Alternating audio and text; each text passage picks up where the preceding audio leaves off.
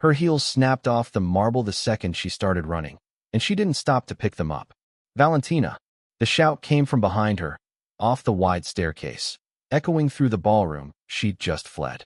Glass shattered somewhere, a dropped tray, or a thrown one. She didn't look back to check. She hit the side exit hard enough to bruise her shoulder, shoved it open, and stumbled into the cold. Rain immediately soaked through the silk of her dress, plastering it to her curves, but she didn't care. Behind her, men in dark suits were already spilling out the same door, fanning across the courtyard like a net closing. "Get her," one of them said, flat, bored, like this happened every night. Valentina Marchetti didn't scream. She'd learned a long time ago that screaming only told them exactly where you were. She cut left toward the hedges, breath tearing out of her, heart slamming so hard she could feel it in her throat. Her bare feet found gravel, then grass, then the hard edge of a fountain she nearly went headfirst into. She caught herself on the stone rim, chest heaving, and for one terrible second she thought this was it. This was where it ended, in her father-in-law's garden, in the dress she'd worn to what was supposed to be a wedding. A hand closed around her wrist. She spun, fist already rising, and it was caught mid-swing, not roughly, but completely, like her strength meant nothing at all. "Easy," Dante said. "It's me." If you're new here, subscribe now, because you do not want to miss what happens to Valentina in the next 10 minutes. She sagged against him, and he pulled her behind the hedge line in one motion, folding his body around hers like a wall. Up close, in the low light spilling from the ballroom windows, she could see the ink climbing out of his collar, up the side of his throat. Old ink, church and blade work, the kind that told a story if you knew how to read it. She'd seen it 100 times. Tonight it looked different. Tonight, everything looked different. "They're going to kill me," she said. Not a question. No. His jaw was tight, eyes scanning over her head, tracking movement she couldn't see. "Not tonight. Not while I'm breathing. You don't get to decide that, Dante. Your father decides that." Something moved behind his eyes. Not surprise, something older and harder. "My father is the reason we're standing in the mud instead of at the altar." The words landed like a slap. Valentina pulled back enough to look at him properly, rain running down both their faces, voices dropping instinctively even though the men searching the garden were 30 feet away and closing. "What are you talking about? There was never going to be a wedding." His hand tightened on her wrist, not to hold her still, but like he needed something to hold on to. He set the date, knowing what he planned to do after. "You were never the bride, Valentina. You were the bait." She felt the ground tilt under her, worse than the running, worse than the men with guns somewhere behind them in the dark. Bait for who? Footsteps crunched gravel 10 feet away. Both of them went still, breath held, her back pressed to the hedge, his body angled in front of hers like he could absorb whatever came through the leaves first. A flashlight beam swept past, inches from where her shoulder curved out from behind the branches, and kept moving. Dante exhaled, slow and controlled, but his hand hadn't left her wrist. "For me," he said finally, once the footsteps faded. "You were bait for me. He wanted me to marry into the Castellano family, so he could hand me to them wrapped in a ribbon. Get rid of his own son without pulling the trigger himself. That's insane. He's your father. He stopped being my father the day he decided I was worth more dead than alive to him." Dante's voice didn't shake, didn't rise. "That was almost worse than if it had. I found out an hour before you walked down that aisle. I didn't have time to warn you. I had time to get you out." Valentina stared at him, rain dripping off her lashes, mascara long gone, dress ruined, and somewhere underneath the terror a different feeling was rising, one she didn't have a name for yet. "You could have let them take me. Told them I ran on my own. You didn't have to come after me." "I know. Then why did you?" His eyes moved over her face like he was memorizing it, like he thought he might not get another chance. "Because the second I saw you, Ron, I understood something I should have known the moment we met." Another flashlight beam swept the far side of the garden. Closer this time. A second voice called out, sharper, impatient. She didn't just vanish. Check the east wall. And Dante's hand slid from her wrist down to lace through her fingers, pulling her low, pulling her closer, pulling her toward the black iron gate at the edge of the property that she hadn't even noticed was there. "We need to move," he said. "Now. And Valentina, when I open this gate, you run like your life depends on it. Because it does." She didn't ask what he'd been about to say. There wasn't time, but his hand was still locked around hers, and behind them, the shouting had turned into something closer to a chant, closer to a hunt, and the gate was still 15 feet away when the first gunshot cracked through the rain. The gunshot cracked through the rain, and Dante yanked her sideways, hard, both of them slamming into the wet grass behind a stone planter as the bullet chewed into the hedge where she'd been standing a half-second before. Move! His voice had lost all its calm now, stripped down to something raw and urgent. Valentina scrambled on hands and knees, palms tearing on gravel, dress soaked through and heavy as lead. Dante was already up, crouched low, pulling a gun from beneath his jacket she hadn't even known was there. He didn't fire back. Not yet, just used it to herd her forward, his body a shield between her and the men closing in from the ballroom. "Who's shooting at us?" she gasped. "Your father wouldn't kill his own son. He wouldn't pull the trigger himself. He'd have someone else do it and call it an accident at his own daughter-in-law's wedding." Another shot cracked overhead, wide, and Dante shoved her through a gap in the hedge she hadn't seen. "Marco. It's Marco's men. My father's new capo. He's been circling my chair for 2 years. So this isn't just about the Castellanos. It was never just about the Castellanos." They broke into a dead run across open lawn now, the iron gate finally visible, rain hammering sideways. The Castellano marriage was the excuse. Marco needed a reason my father could sell to the family, that I was compromised, distracted, weak. A wedding gone wrong does that beautifully. So I really was just a prop. Don't. He caught her arm, forced her to look at him even as they ran, even as gravel sprayed under their feet. "Don't you dare say that like it's true. I didn't know you an hour ago. I know you now. If you've ever had someone choose you in the middle of chaos, comment chosen below, because Valentina's about to find out exactly what that costs." They hit the gate, and Dante threw his shoulder into it. "Locked." He swore under his breath, low and vicious in Italian, and pulled a set of keys from his jacket with hands that weren't quite steady anymore. The first crack she'd seen in him all night. "You have a key to your father's back gate. I have a key to every door in this house. I grew up here." The lock gave. He shoved the gate open and pulled her through into the alley beyond, the sound of the party and the gunfire falling away behind stone walls. "This house raised me to survive it. Tonight I'm finally using what it taught me." A black car idled at the mouth of the alley, engine running, headlights off. Valentina froze. "That's not one of mine," Dante said quietly, stepping in front of her again, weight shifting onto the balls of his feet. The driver's door opened. A woman stepped out, tall, sharp-featured, dressed for the wedding they'd both fled, mascara as ruined as Valentina's own. "Sophia." Dante's voice went very flat, very controlled. "You're supposed to be inside." "I was inside. I heard the shots." Sophia's eyes moved past him to Valentina, cataloging her, the torn dress, the bare feet, the way Dante's hand hadn't left her arm. Something like grief and fury crossed her face at once. "You came for her." "Of course I came for her. You never came for me like that." Sophia's laugh had no humor in it at all. 3 years, Dante. 3 years I was supposed to be standing where she's standing tonight, and you never once looked at me the way you're looking at her right now. Soaked and bleeding and terrified. Valentina's stomach dropped. "What is she talking about?" "Oh, he didn't tell you." Sophia's smile turned brittle, dangerous. "Ask him whose engagement got broken the week his father decided the Castellano alliance was worth more than mine. Ask him what happens to women in this family when they stop being useful." "Sophia, this isn't the time.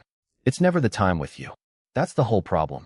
She reached back into the car, and for one suspended second Valentina thought she was reaching for a weapon, but it was a phone, screen already lit, already dialing.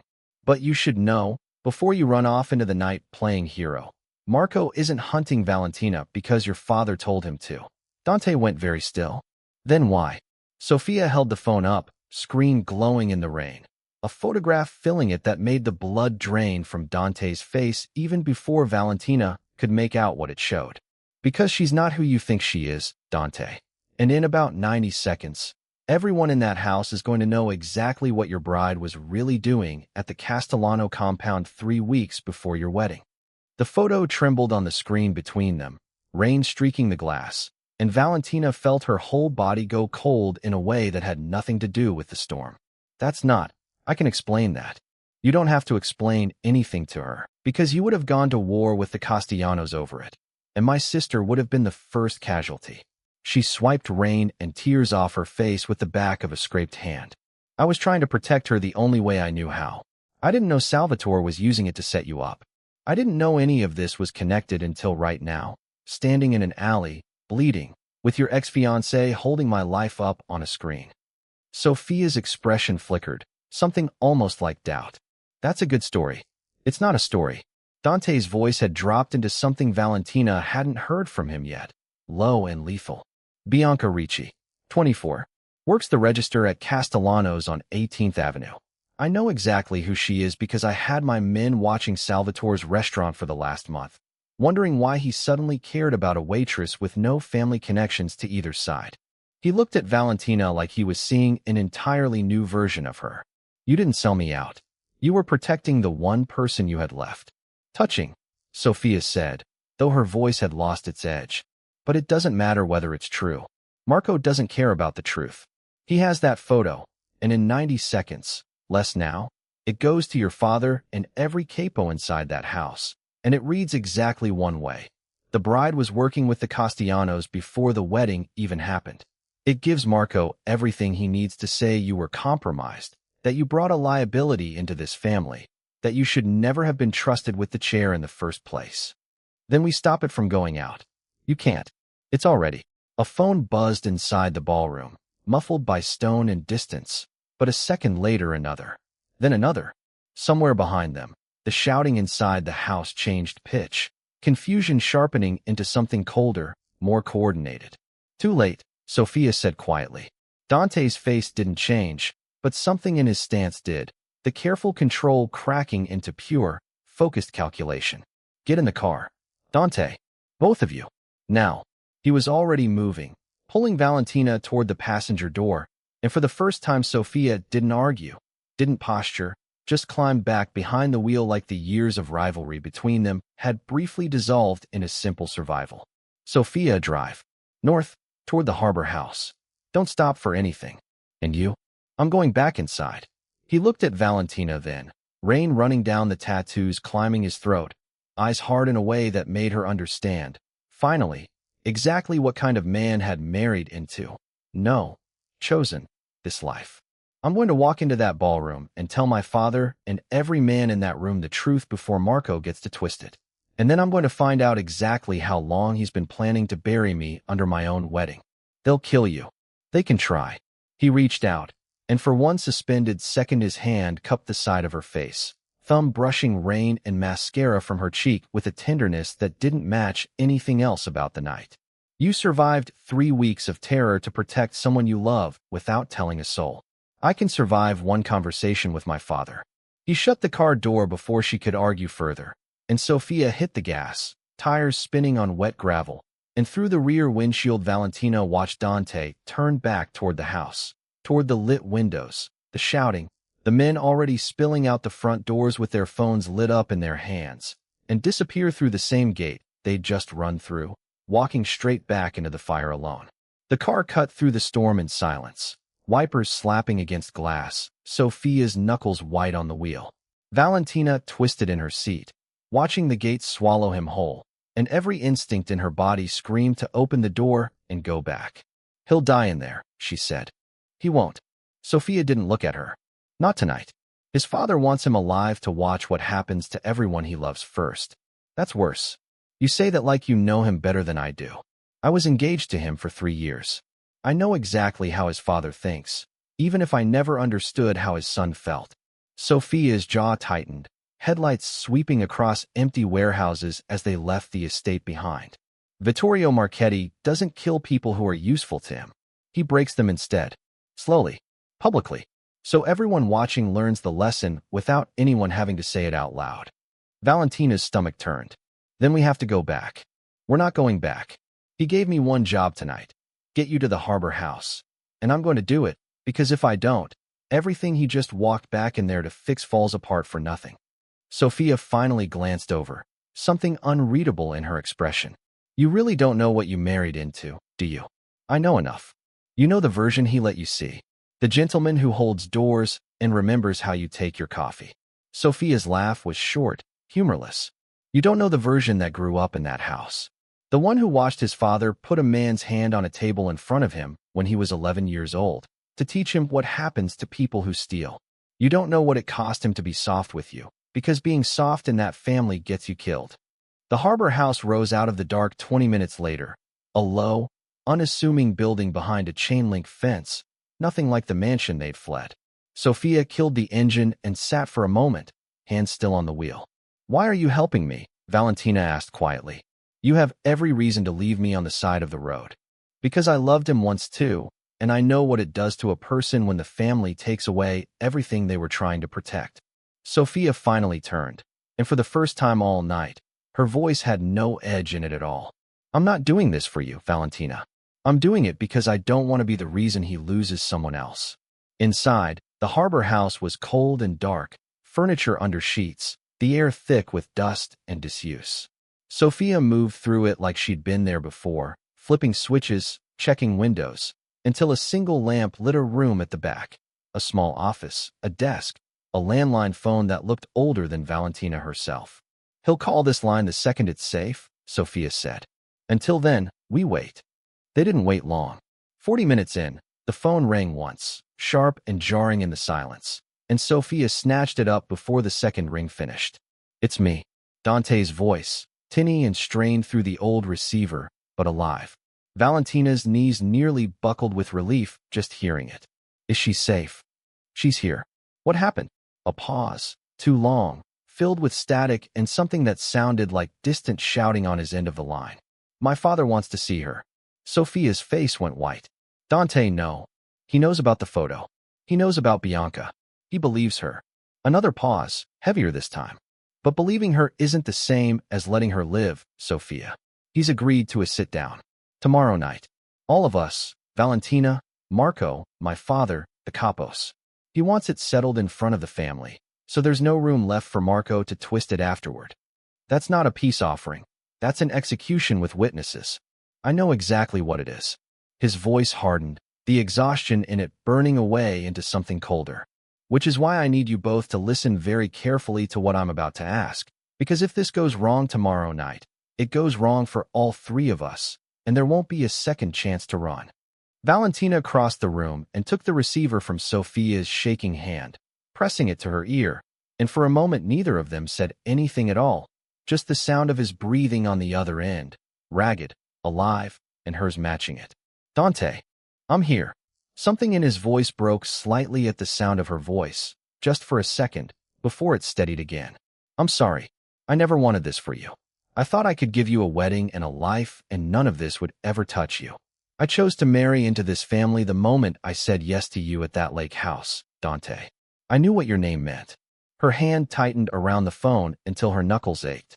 "Tell me what you need me to do tomorrow night, and I'll do it. Whatever it costs."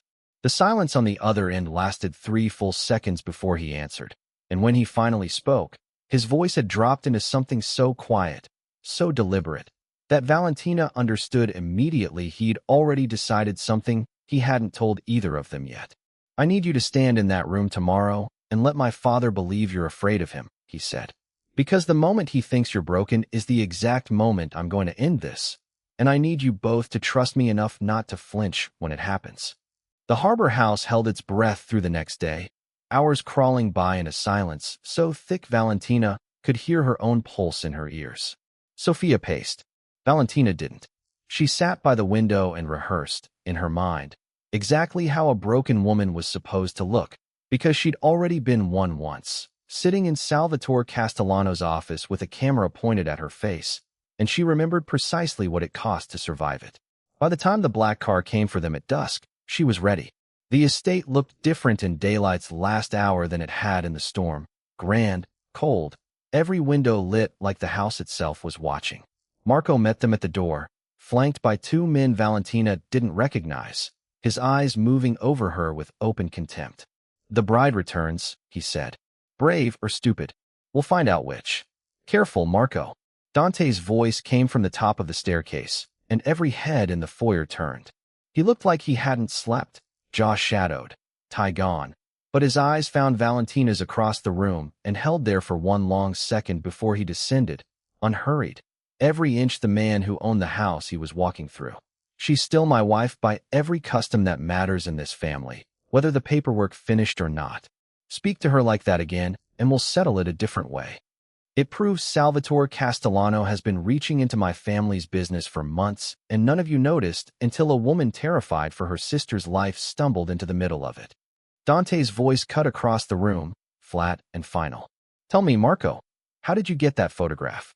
Salvatore doesn't hand out evidence against his own leverage. Someone gave it to you. The room went very still. Marco's jaw tightened. I have sources. You have a source inside the Castellano organization feeding you information timed perfectly to detonate at my wedding.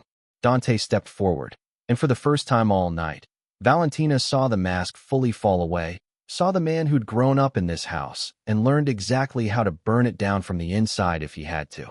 Which means either you've been working with Salvatore this entire time to destabilize this family from within, or you're about to tell me who really gave you that photo, right now, in front of everyone in this room. Dante, Vittorio's voice held a warning. No, father. You wanted this settled tonight, in front of witnesses, so there's no room left to twist it afterward. Then let's settle all of it. Dante's eyes never left Marco's face. Because I had my own men digging the last 24 hours, and what they found doesn't just implicate Marco in an alliance with Castellano. It implicates him in the contract that was taken out on me 3 months ago, the one everyone assumed was Castellano's doing. A murmur moved through the seated men like wind through grass. Marco's composure cracked for the first time, one hand drifting toward his jacket before he visibly stopped himself, aware of exactly how many eyes were on him. That's a lie, is it? Dante pulled a folded paper from his own jacket and set it on his father's desk without breaking eye contact with Marco. Bank transfers.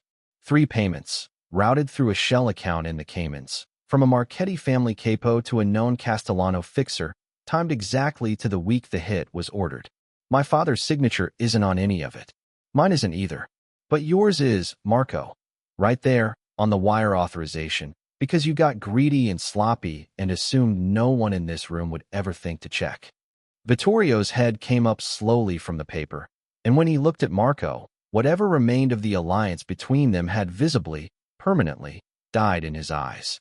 You tried to have my son killed, he said, very quietly. And then you tried to use an innocent woman's fear for her sister to finish the job. Vittorio, listen to me. I've heard enough. Vittorio rose from his chair, and every man along the walls rose with him, a wave of movement that made Valentina's heart slam against her ribs. Take him. Marco's hand finally went for his jacket, fast now, desperate, and the study erupted into motion, chairs scraping back, men closing in from every side. And in the middle of it, Dante moved without hesitation, stepping directly between the drawn weapon and the chair where Valentina sat, close enough that she felt the words more than heard them. Stay down, he said, and then the first shot tore through the room. The shot went wide, splintering the wood paneling above Vittorio's head, and then the room dissolved into chaos. Men lunging for Marco from every side, the folder of evidence scattering across the floor, someone screaming for the doors to be locked. Dante's body never left its place in front of Valentina, one arm braced back against her chair, the other hand already closing around the wrist of the man nearest him and wrenching the gun free before a second shot could fire. Enough! Vittorio's voice cracked through the room like a whip, and astonishingly, it worked. The scramble slowed, weapons lowered, the capos who'd spent 30 years learning to obey that voice falling back into stillness even now. Marco stood pinned between 2 men, blood running from a split lip, chest heaving, all his composure finally, completely gone. You would have let Castellano bury my son to sit in his chair, Vittorio said, walking toward him slowly. You would have let this family believe an innocent woman betrayed us, to cover what you'd already done. He stopped a foot away, and his voice dropped low enough that Valentina had to strain to hear it. I built this family so that loyalty meant something. You just proved to every man in this room what happens when it doesn't. He didn't say anything else. He didn't have to. 2 of the capos took Marco by the arms and walked him out of the study, and no one in the room asked where he was being taken. Subscribe now if you want to see more stories like Valentina and Dante's, because what happens in the next 60 seconds is the moment this entire story has been building toward. The silence that followed was almost louder than the gunshot had been. Vittorio turned, slowly, and looked at Valentina for a long moment. Really looked at her, the way he hadn't since she'd walked into the room. You sat in Salvatore Castellano's office and let him photograph you rather than risk your sister's life, he said. You came back into this house tonight knowing exactly what waited for you here. He glanced at his son, something shifting behind his eyes that might, in another man, have been closer to respect than anything he'd shown all evening. That is not the behavior of a woman who was working against this family. That is the behavior of a Marchetti. Valentina's breath caught. Beside her, Dante finally moved, lowering himself to one knee at her chair, taking both her hands in his, scraped, still trembling, streaked with the last of last night's rain that had never quite washed away. I told you to let him believe you were broken, he said quietly, just for her. You were never broken. Not for 1 second. I just needed him to underestimate you long enough for the truth to do the rest. You could have told me the whole plan. If I had, you wouldn't have been able to sell it. He spent 40 years reading people in this room, Valentina. He would have seen it in your eyes if you'd known it was theater. His thumb moved gently over her knuckles and around them. The room that had nearly turned into a massacre 30 seconds ago was already resuming its former hush of careful, watchful respect. I'm sorry. I needed you to be afraid for real, for just long enough, so no one would ever be able to say you were part of this. So no one could ever use tonight against you again. And Bianca? Already safe. I sent men to her apartment the moment Sophia told me what you'd done to protect her. His eyes softened in a way she hadn't seen from him even in their gentlest moments. You never had to carry that alone. Not from the first night on that plane. I should have told you that a long time ago. Sophia stood near the doorway, arms crossed, watching the two of them with an expression that had finally settled into something like peace instead of grief. When Valentina caught her eye, Sophia gave the smallest nod. Not quite forgiveness, not quite friendship, but the beginning of something neither of them had expected to find in each other. Vittorio cleared his throat, and the study slowly emptied around them, the capos filing out to attend to whatever needed attending to in the aftermath of a man's fall from power. Only when the room was nearly empty did Vittorio speak again, quieter now, almost to himself. Your mother would have liked her, he said to Dante, and then he, too, was gone, leaving father and legacy and the ruins of the night behind him.